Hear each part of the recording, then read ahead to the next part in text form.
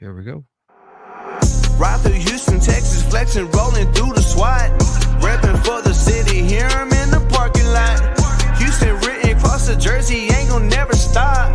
Just fans got me tuning in, waiting for the drop. Astros, Texas, Rockets, Dynamo, they coming with it. When they pull up, got the city sitting on a fitted. Straight up A-Leaf, hold it down, ain't gon' never quit it. Just fans got me tuning in, let my dogs get it. Southwest A-Leaf, Texas, throw down here and it's so infectious. We ride for the Houston Astros, Rockets, Dynamo, and them Texans. How's it going, everybody? Thank you for joining us on a brand new episode of the Just Fans podcast. I'm here with my co-host Rios. Rios, how's it going, bud? It's going pretty good, man. Just want to say, shout out to Kendrick Lamar. He really inspired me last night to be more of a hater in the year of our Lord 2025, and I will fully embrace that. Hate indeed. Hey, brother. So, honestly, let's shed a little bit more light on the Super Bowl. Now, did you expect the that big of a lead from the Eagles going in and just completely dominating the Chiefs? I mean, it seemed like that was a key to victory: dominate the Chiefs, get that big lead, and then try to have them play catch up like they have all year, all season. So, what do you think, man? Did you expect that from the Chiefs? Excuse me, from the Eagles? I did, but I expected it to come from, basically them running it down their throat, but it was complete opposite. It was them throwing the ball. Yeah. And it wasn't, them just airing it out. It's just they were very efficient with what they ran, and Jalen Hurts played the game of his life, and which is his second best performance, which is crazy. His Super Bowl loss 2 years ago was a better performance than this one, but they have a more complete team this time around, and this time there was no referee help to, give the Chiefs a win. They put them away early, and that way the refs couldn't affect the game at all at that point. You said it best, man. They do have a more complete team. I mean, all the pieces they added on the defensive side of the ball. I mean, that defense, that defense alone, dude, they ended up making Mahomes' whole game. They were on him. 16 pressures on Mahomes and sacked him 6 times, bro. They made him look like Davis Mills. crazy stuff, dude. And then so I know you and I were talking off air or whatever, and then so the Eagles played zone coverage on all but 2 dropbacks. Zone coverage, especially cover 4. That cover 4 was their bread and butter for the Eagles offense. They got through Mahomes and made him play. I think it was the second worst performed game. And the worst one was the loss against the Buccaneers, but they showed teams the blueprint. If you get to Mahomes with just the front 4, you don't need the blitz. You get pressure with that front 4, you're gonna make his life miserable, and he's gonna make some errant throws. He's gonna take some sacks, and he's gonna turn the ball over. And we saw him do that the entire game. They just completely owned that game from the opening drive until the end. And outside of that, and I will say with the cover 4, it was it worked to perfection because they negated the speed of Xavier Worthy and Hollywood. Take away those guys, Mahomes didn't have the deep shots, and underneath throws, he didn't have time to throw it to go through his progressions, and those guys also weren't getting separation. Yeah, I mean, he was getting separation. He just couldn't catch the ball, save his life. No, 100%, dude. So another stat that I know, Patrick Mahomes was pressured 38.1 of his dropbacks, 5th highest pressure, the rate he's faced in his NFL career. What's crazy is that CJ Stroud had an average pressure rate of 39.4 this season. This is how basically Mahomes played with 38.1, while CJ this entire season faced it with 39.4 at an average this season. So I guess you got kind of a taste of kind of like what CJ Stroud was going through this season in his regression year. Yeah. What are your thoughts on that one? No, I mean, we've been saying it all year. The guy hasn't had time to throw the ball, hasn't time. And, Bobby Sloak did that man no favors calling these long, drawn-out plays. When the interior line is the weakest point of that offensive line, they couldn't block, a toddler, let alone an NFL lineman. And it's just a recipe for disaster. They made no adjustments until the very end of the season. But at that point, your whole team is beat up. The morale's a little bit low. It's that was just as you bring that up, I do want to segue into Nick Caley, just because of what you said about the morale and the failure of doing adjustments early on in the season when it mattered. I mean, I think that the Texans now, I don't know, ever since they hired Nick, that you hear all the praise from the media, from people that have worked with him in the NFL, and as you're expected to, right? As you're expected. But I don't know, some of the things that you hear is things that were needed with the Texans, right? Like, I don't know, somewhere along the season, uh, you could just tell that the energy wasn't there anymore, and the energy wasn't there, and I don't know if it was because Bobby will come up on the press and just say something along the lines of, "Well, other offenses adjust, we don't, or no other offenses adjust, so there's really no need for adjustment," or something like that. I remember that when that came out, and I was like, I'm like my brother in Christ. I Fuck. was baffled by it. I was like, "Are you kidding me?"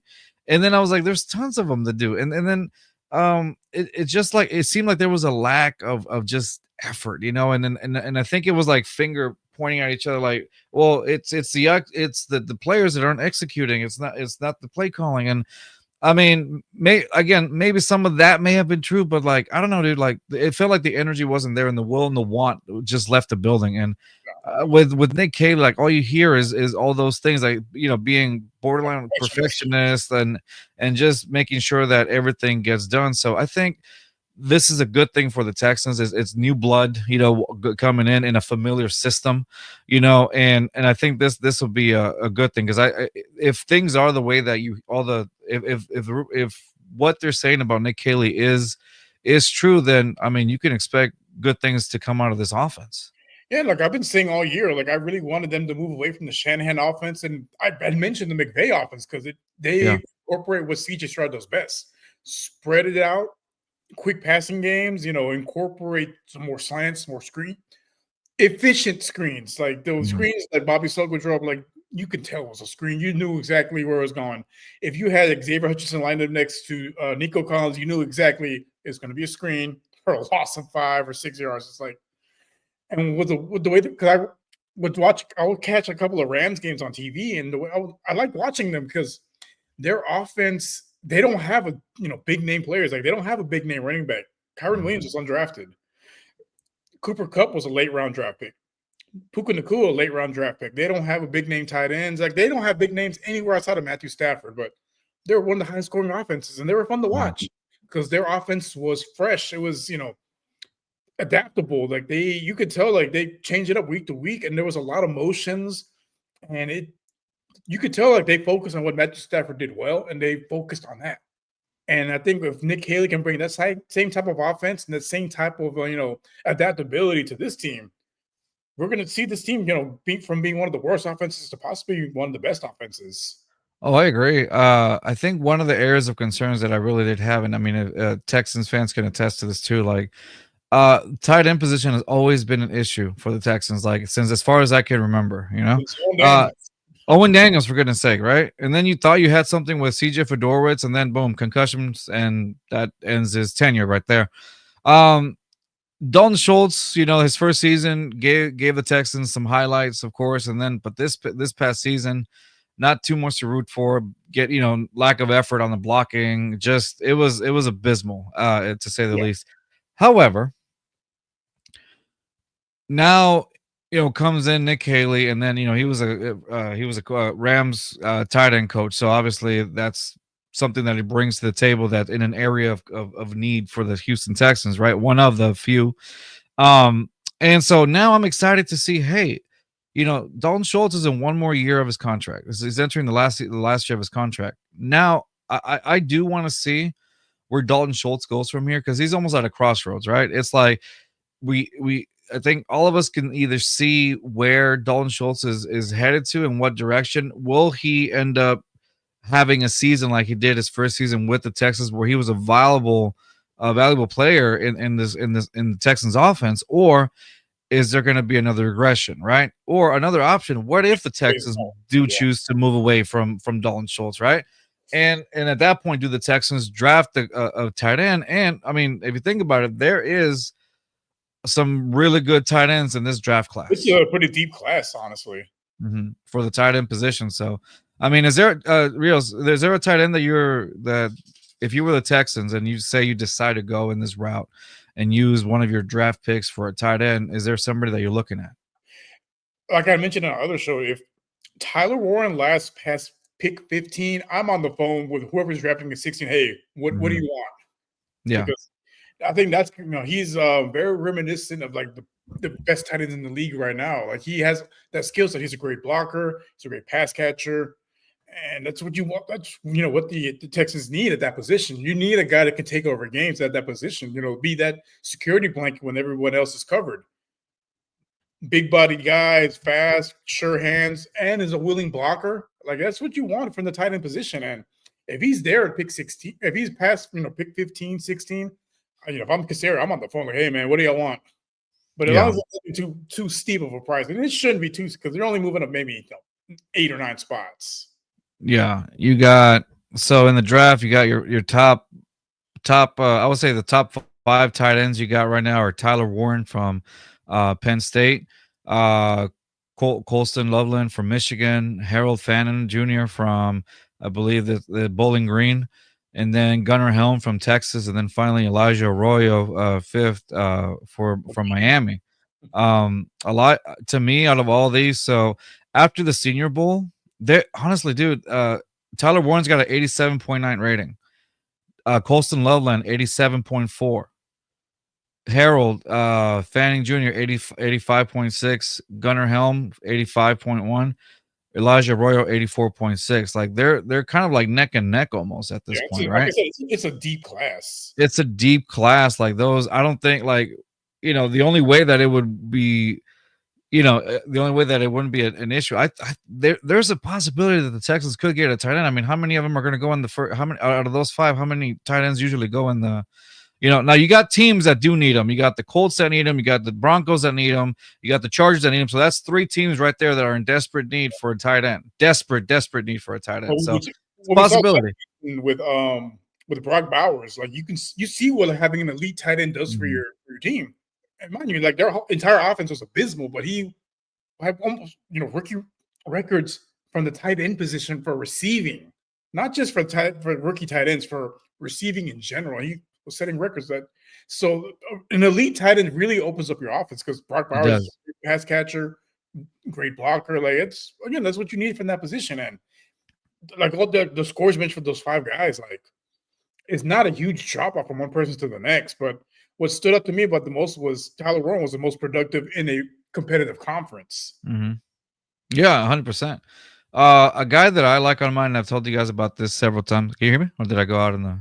No, you're good. Okay, sorry. I was looking at my control panel. I was like, oh, this looks like I went out. One guy that I told you guys that I've been pretty vocal about is Elijah Arroyo. Elijah Arroyo had a phenomenal Senior Bowl. Now, obviously, Senior Bowl is just one aspect of it. It depends to see what happens in the combine or whatever.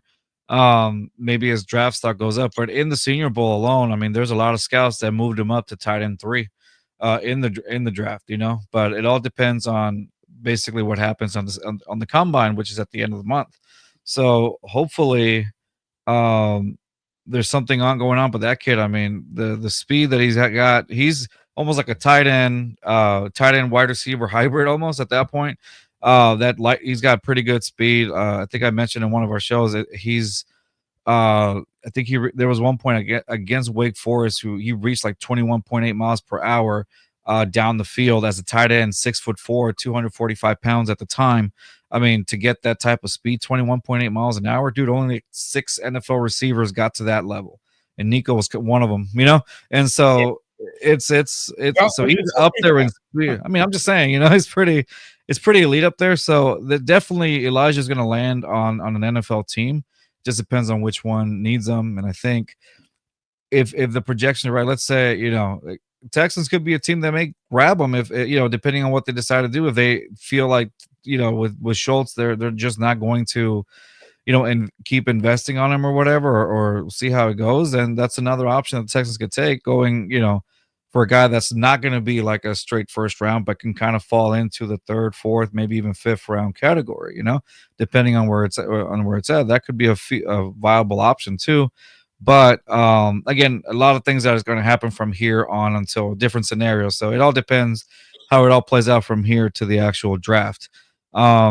But I think he could be feasible, and if they're using this type of offense, I mean, he excels in the zone blocking scheme, so that's something that the Texans desperately need as well. So, it's a possibility, but I know for sure those teams that are tight end hungry, they're gonna come knocking at the door for sure. So Yeah, I can see most of those guys going before round 3 because, yeah, again, like I mentioned, like teams saw what Brock Bowers did for that Raiders offense, and they Mhm. had nothing. He was their offense essentially, Yeah, and you look at the teams that have won, the Super Bowls the last few years. They all had elite tight ends. Look at the Chiefs when Kelsey was at his best. He's going to go down as one of the all-time best tight ends there is. Mhm. Buccaneers, Gronk. I mean, Gronk came out of retirement and was one of the best players on the field. Like it's he was wrestling in WWE, yeah. He and then came he out, went back to NFL and won. Brady called him, Gronk, come play football. Gronk scored a touchdown. Spike ball. Yeah. Oh And you yeah, dude. talk with the 100%. Patriots, like having a tight end really, elevates your offense. Like look at the 49ers of George Kittle. Turn that team around, change that passing attack because they didn't really have like elite receivers when Kittle was drafted. But over the years they added guys, but like I mean, Kittle's probably one of their best receivers, and he's a tight end, and he's also a willing blocker as well. His numbers have gone down a little bit because of the injuries, but like when he's needed, he shows up, and he's also a huge Penta fan. Settle me Yeah. Settle. Yeah. He was on the Saturday Night Main Event Super show, the pre-show, and he shows up. I mean, he's been following Penta since like AEW anyway, but now that he's in WWE, it's like there you go. He's out there with them. Yeah, he's out there with him. Well, I don't know if you saw they shot a commercial back when he was in AEW. He shot a commercial with George Kittle also. Can't remember for what, but they were they've been buddies for a while too, so that's pretty fun. But yeah, dude, you could probably see Kittle in WWE eventually one day too. He's a huge wrestling fan. I can see him go to Huge Gronk. wrestling fan. Yeah, probably more productive than Gronk on the WWE, but for sure. Yeah, Yeah, he's gonna be fighting Logan Paul in the main event. he will. Yeah, he's fighting Logan Paul, and he won't be scared. I don't know if you saw this. He won't be scared of jumping from the top to the bottom. Where remember, I don't know if you saw Vince McMahon had to jump first so that Gronk wouldn't be scared to jump from the top I into a remember. match. I was like, ooh, that's not a good look for you. Anyway, Afraid to jump. Like, come on, man. all right, sorry, we're diverting away from the point, but yeah, I think it's a possibility, but it's a deep tight end class, and they're all really talented. So if you're one of those teams that are looking for a tight end, this is the definitely the draft class to go after one. But yeah, nonetheless, I'm excited to see what Nick Caley brings to the table as far as like the offensive coordinator, since he was working with a tight end group in the Rams. Like you get to see, hey, was it really Dalton Schultz that just had a lackluster productive year because of the play designs that Bobby Slowick was pinning him against, or is it really, hey, no, is it really one of those, hey, Dalton Schultz is time to go? We'll see what goes on from here to the draft. TBD for sure. Slow. He did no one favors on that offense. Tank Dill broke his leg because he had him out there on the goal line block. I'm like, come on, bro. He's 160 pounds. Why is Tank Dill on the goal line block? That's why he got his leg broken. And then the first time around. Yeah, the first time. And then he had Dalton Schultz trying to block Chris Jones. Come on. That's what I'm saying. So it just depends. Like, were you really playing Dalton Schultz to his strength? Don't get me wrong. We saw a lot of lackluster effort from Dalton Schultz himself as well. But what could that have been? Frustration from the play calling? I mean, from the get go. You never know until now that Bobby is gone. Like, I think you're going to see something else. Like I said, I'm excited as far as like the energy and all the good stuff you keep hearing about this guy. Of course, you're always going to hear good stuff of people coming in. I get it. The Texans are going to be in that honeymoon phase with Nick Caley, but once down the middle of the season, you actually get to see, all right, what are the Texans brewing here? How effective is this offensive play calling going to be as opposed to what Bobby had? So, and I think if that's the case, then how much is CJ Stroud going to elevate his game now? He chose not to go to the Pro Bowl. Great. I think this is time. I think he's going to take this seriously and look into game film. Yeah, he said he's going to basically get back in the lab, which I'm glad because I get it. Last off season, after the rookie year that he had, Cool. I'm going to this little podcast world tour or whatnot. That's fine. But you got to be able to, produce once the season Yeah. starts. And I'm not blaming that, but I mean, it's just one of those things where, you know what? Maybe let me tone it down a little bit in the off season, get my body right, because he discovered a new element to his game. Like he realized, hey, I can actually run the ball pretty well. Yeah. I think he needs to. That's the thing. And so he's going to have to work on his body to be able, one, to get a little bit faster, but also be able to Yeah. absorb some of those hits. We don't want him taking a lot of hits, but Yeah. we saw how effective it is when he did run the ball. Slide. Game. Slide. Work the sidelines, run out of bounds, live to play another down. But like him running the ball is very effective. He's not the best athlete, but he's like again what we saw with Mahomes over the years. Like he knows how to run the ball, when to run the ball. Jalen Hurts is the fastest guy out there, but like he is, I mean, he's a powerful runner, but he's also smart about how he runs and avoids taking big shots. Same thing with Lamar Jackson. We've seen Lamar Jackson for the last 6 years. He's one of the most electric players in the field, and he runs the ball a lot, but you never see him take a big shot because he's smart about how he runs, and he knows when to go out of bounds and when to slide. So if Stroud could do that, I mean, that's just going to open up even more avenues for this offense to really start cooking. I agree. I think I think you're going to have plays where CJ uses his legs because it was effective even in the down parts of the season. The moment he started using his legs, you started seeing a different change to the offense. Being able to step up in the pocket when needed. I've noticed a lot. I can't remember, but it's just like the awareness of the pocket collapsing and stuff like that. You got to know when to step up in the pocket, and it's just, and we've seen CJ do that. But then again, this season, like CJ Stroud, I felt like his awareness wasn't there in the pocket at times, and you got to see some really questionable sacks. I'm like, dude, all this field in front of you, and you could have ran it for a few yards. But then I guess he started seeing. I really saw that progress happen. This is gonna sound weird, okay? You ready? So the Texans game when the Titans wore the cosplay Oiler costumes, right? So Houston. But did you notice? Hear me out. Davis Mills started running. Same O-line. Yeah. Davis Mills started running. Not much, but he started running. Used a little bit of those legs. I think CJ took notice of that. And CJ started using his legs more because you saw it happen against the Chargers. Yeah, no, I agree. I actually agree with you. No, that's a really good point.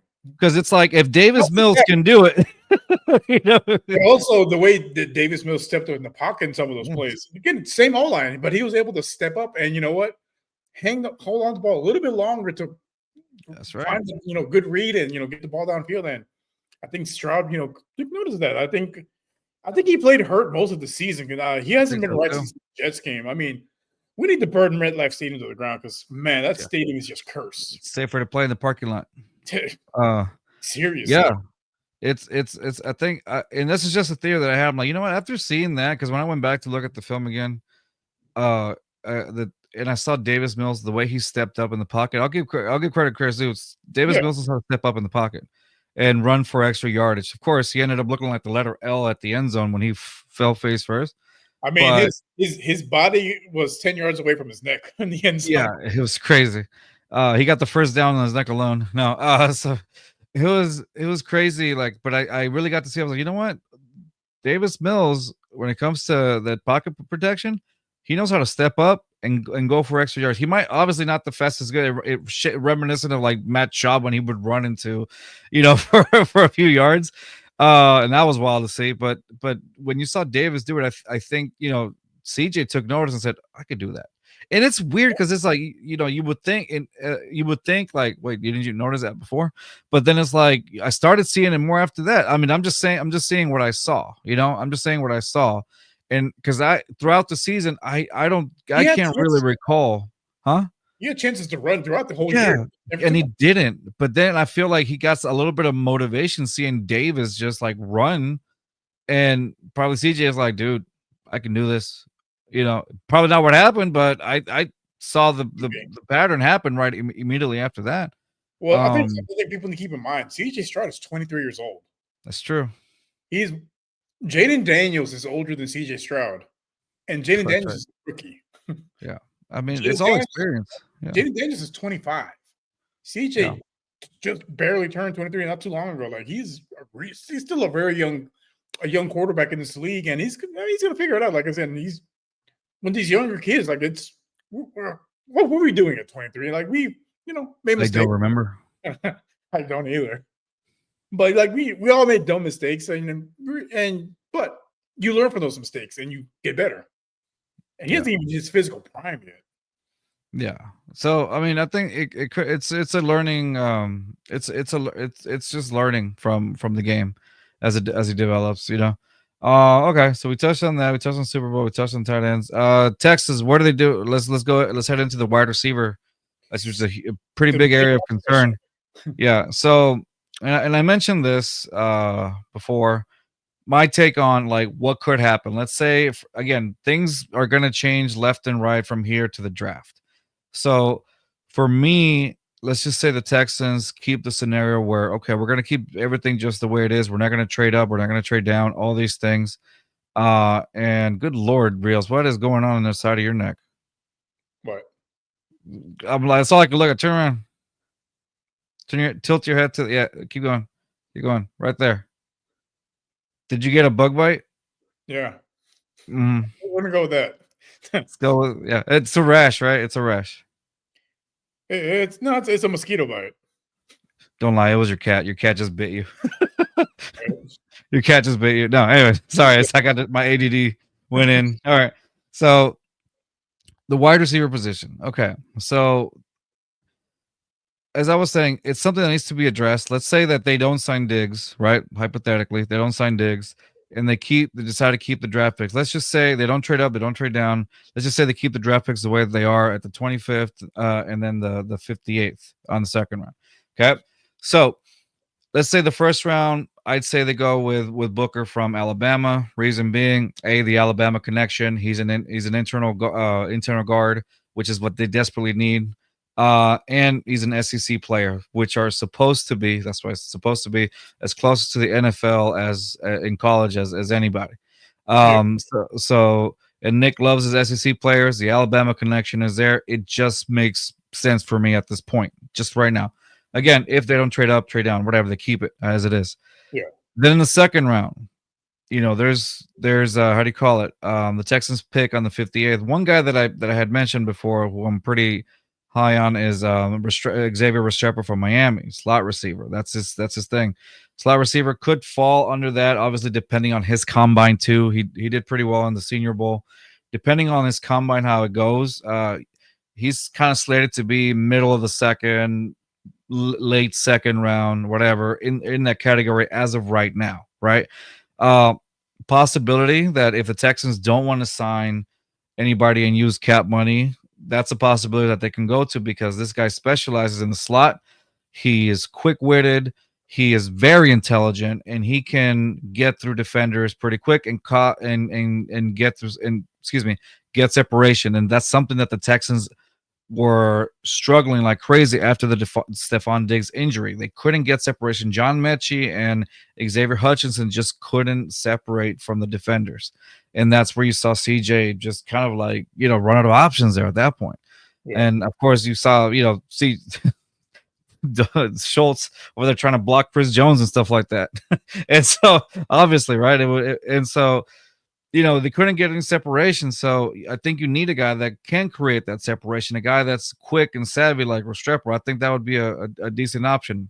But that's if they don't sign anybody else during the offseason as well. That's a scenario that I'm going with. But they could. But I just think that's a valuable option that's there if you don't want to spend cap money on a receiver and you want to go with youth. So that's where I'm at on that one. Rios, what do you think about how can the Texans address? I guess give me a scenario where the Texans can address the wide receiver spot. There's a couple options that can go. I think our boy Houston Stresses, he put out a pretty good article recently where the benefits of re-signing Stephon Diggs, because he did. They have until the 17th, because after that it's a $16 million cap hit. Yes. He, in his article, he had wrote that, hey, they basically give him a 2-year deal, 8 million cap hit, this year and next year, to alleviate that, essentially, not losing for nothing and while taking a big cap hit. He does bring value to the team. Like from all accounts, like he's a great guy in the locker room. Like he's the opposite. He's a locker room cancer. Like all the guys love him. They all want him to come back, and he's like a good fit here. And he was very productive in the few games that he did play for Houston. Like he was getting open. He was making those key catches in third down, making plays. And I think in this, at this stage of his career, he can do what Larry Fitzgerald did, like transition to the slot. And sometimes playing the outside, but you can be in the slot and take advantage of those mismatches because he's still, even with a torn ACL coming back, he's still going to be able to get separation from some of those linebackers and safeties to cover him, and you can take advantage of the middle of the field. So if they address that position, they can focus, like you said, on the interior offensive line in the draft, and then either go tight end or receiver in the second round. Yeah, it's a deep class for tight ends.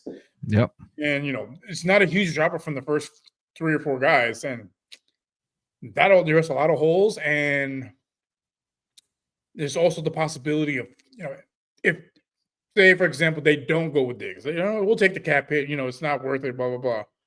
There's a few different scenarios because Deebo Samuel wants to trade. Demo, on the market basically. Yep. T. Higgins is a free agent. That's right, T. Higgins. DeAndre Hopkins is a free agent. Like there was a lot of different. There's so many different scenarios where they can address the receiver position because outside of Nico Collins, there is nobody on. Tank Dell's, he's not. Unfortunately, he's going to miss the whole season. Yeah, he's going to miss that, and then even then, not I'm wishing the best for Tank, but even then, how do you come? It's tough. It's tough. Not it's tough. Well, I want him to come back. Give me the best for him, and I'm fully confident that he'll come back, fully healthy in 2026. Or recover. And, be able to be the player that he is. Mm-hmm. But for this season, I mean, they have nothing outside of Nico Collins. Mm-hmm. So personally, I would prefer they sign Stephon Diggs and, look to the draft and address some of the holes. But if they rather go through free agency, there's options. There's so many scenarios right now in play that it's going to be interesting to see how this offseason plays. This is going to be one of the more interesting offseasons because it's for a young team that we felt like that was on the cusp of greatness and kind of fell short of that. Now they have the chance to really lock in and take advantage of your franchise quarterback on his rookie deal because the window's 2 more years. Because after next season, you're going to have to pay CJ, and Dave will get us his agent, and he's going to want that money. Yeah, Stingley is about to be a very rich man, and so is CJ in 2 years. So clock's ticking, man. Yeah, clock is ticking for sure. I will say this. Speaking of wide receivers, next week I'm very happy to say that we got we're starting our season 3 to this. And it's gonna be so good. Season 3 of our, one of the things that separates us from other content creators is we interview guys from college that are usually from the lower schools that don't really get a lot of highlights, and it's a thing that a lot of people that watch us, even other content creators. I'm not trying to, something like that, but it's separate. I feel like it does separate because I don't think a lot of them do this. We get to talk to guys and interview guys who are in colleges that don't get the big a lot of spotlight, like the UTs or the A&Ms, the Alabamas, and all that. So we got a guy, Xavier. Xavier. Let me see his last name. I'm sorry. Well, nonetheless, while I get it. Some of the guys we interviewed last year, for example, they actually made it to the league. Yes. Anyone to watch Hard Knocks. Xavier Allen. There you go. Xavier Allen. Sorry. Yeah. Xavier Allen. He'll be in next Monday with us. I think we'll go live. We'll see. TBD. We'll go live, and he's a wide receiver for Texas Southern University here in Houston. So, no, TSU. Sorry, TSU. Yeah. So, yeah, Texas Southern. So he'll be in. We're gonna give talk with him, and of course, this is round 2. This is gonna be the second season where they go against Rios in some NFL I mean, questions. I was a champ more or less every time we went up against somebody. But hey, Yeah. I So beat you from Harvard. nah, he beat you. Remember?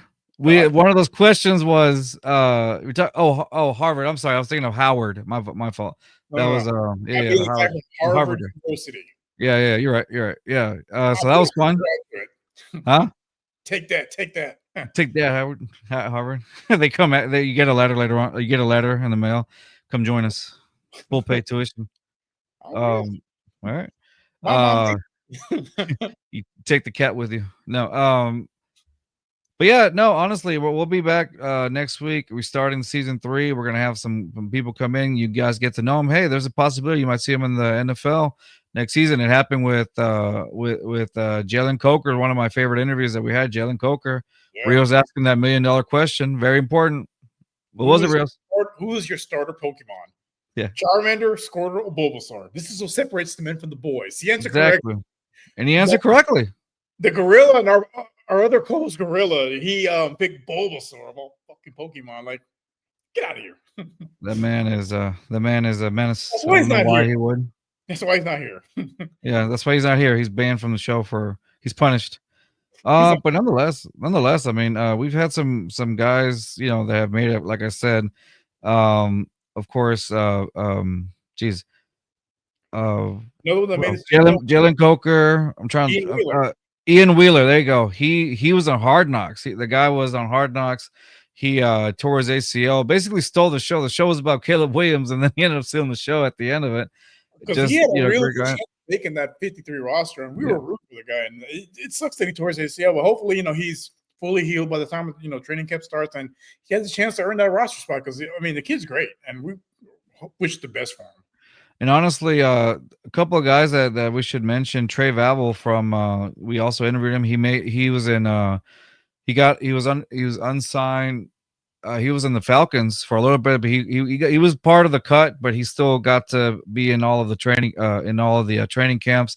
I think he got released. I want to say the last week. He made it to like the final stages of it. He was one of the final cuts. I mean, he was one of the final cuts, but he made it that far, dude. Like the fact that you can say, dude, I had my own Falcons jersey and all that was pretty awesome.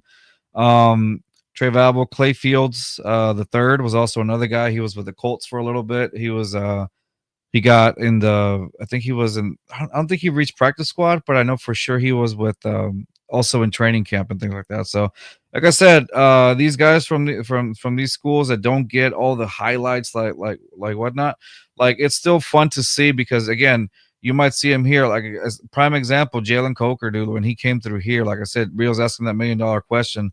Jalen Coker hung out with us and chilled, and now he's like Bryce Young's number 2 guy. So it's fun to see the progression because it's like, hey, you can always revisit it. So you never know who you're going to see on this show. I get excited for it every year, huh? Yeah, because every year on Sunday because there's a lot of guys that they don't get drafted and they make these rosters. They make a name for themselves. Like, yeah. Just speaking about our Texans, Arian Foster, undrafted, and he's probably during his prime, he was a top 3 running back at worst. Oh yeah, every year. Like he was again, dude was undrafted. Still the best running back the Texans ever had. To this day. Hey man, but yeah, that's the thing. To come back full circle, it's going to be one of those things. How will CJ Stroud, bounce back? It looks like he's taking it very seriously back in the lab, as Real said. How will Nick Caley basically run this offense? Jared, I did forget to mention Jared Johnson's still in the roster. Like he was one of those guys that stayed in the roster, so that's something to look forward to. Also, he's seen the progression of CJ since high school. I think Reels, that's what you mentioned before. Since high school, so that's going to be fun to see. Cole Popovich got elevated to the offensive line coach now, which is good because he knows the system and things like that. So I think with that they're probably still going to keep the same system, maybe some upgrades to it. We'll see. Maybe hopefully more of a spread like Rios mentioned. I don't know. Well, I think coming from the McVay tree, I think it's gonna be more of the McVay offense than the Shanahan offense. Good. I think CJ will thrive. But I think with the McVay offense, it's much more spread out and a lot more motion. Yeah, 100%. So I'm looking forward to that. So Chip Kelly, man, that was another name that was being thrown out before that. And Chip Kelly, right now, he's making $6 million with the Raiders. I'm like, how you gonna get a guy that's making more than D'Amico? D'Amico's making 4.5 as a head coach. I've seen some of the fans playing, but like, come on, like, you really think Nick Cassiero is gonna give the offensive coordinator more money than the head coach? Come on, man. Like, that's a slap in the face. but I mean, the Raiders had to overpay him because I mean, he was a hot ticket. who the fuck wants to take that Raiders job? Nobody. They don't have a quarterback. They don't really have a superstar receiver. They don't really have a running back. Yeah, it's a straight up rebuild. But I think with Chip on there though, I think that's a step in the right direction. So we'll see how that goes too. But I mean that AFC West is, I mean, they have to worry about how do you call it, the Chiefs for a good while. It's a tough division because you got Justin Herbert, you got Bo Nix now. Now, yeah. Who the Broncos were, they surprised a lot of folks this year too. Broncos. I mean, no one expected that from Bo Nix because he's another guy. He's mid-20s already. He played against Justin Herbert in college. Herbert's been in the league for like almost 5 years. Mm-hmm. Exactly. It's crazy, but we'll see how that division plays out. I'm curious to see who the Raiders take a quarterback, especially with Brady in the front office, because come on, get the GOAT in the front office. Like, he's gonna have some input, and he's gonna be able to mentor this guy. I'm curious to see who they take in the draft. Yeah, same. All right, man. Well, that's gonna be it. We'll be back next week with a new NFL, our first 2025 NFL draft prospect. I'm looking forward to it. Again, these are the shows that I really do enjoy, just talking to the future. You never know. Maybe a guy that will go to the Super Bowl. You never know. So we'll see. All right, guys, that's going to be it for us this week. Join us next week. We'll post the episode on here, and you'll get to see the beginning of season 3, talking with the prospects. So it's going to be it for us. Thank you for checking us out. That'll be it. Peace. Southwest A-League, Texas, throw down here and it's so infectious. We ride for the Houston Astros, Rockets, Dynamo, and them Texans. If you ain't never been down here, but rule number 1, you gon' respect us. Just fans in my speakers, new one drop, they bout to bless us. I might right through the SWAT, playing just fans right through your spot. Look, and I don't know what you thought, but right here, dog, we gon' rep the squad. Got